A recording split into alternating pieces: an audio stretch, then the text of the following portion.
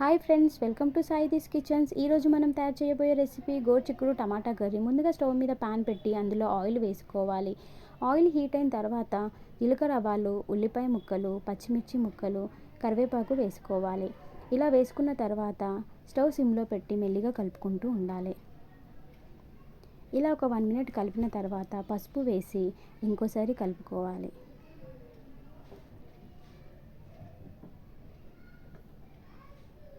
అలాగే కొద్దిగా అల్లం పేస్ట్ కూడా వేసి ఇంకోసారి కలుపుకొని అందులో ముందుగా కట్ చేసి పెట్టుకున్న గోరుచిక్కుడు ముక్కలు కూడా వేసి బాగా కలుపుకుంటూ ఉండాలి.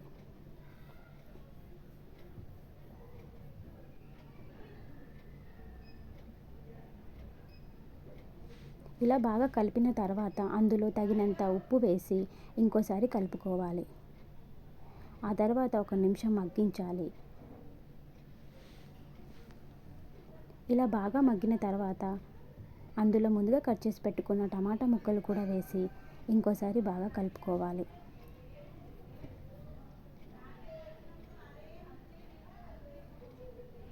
ఒక 1 మినిట్ కలుపుకున్న తర్వాత అందులో మనకి తగినంత కారం వేసి బాగా కలుపుకోవాలి.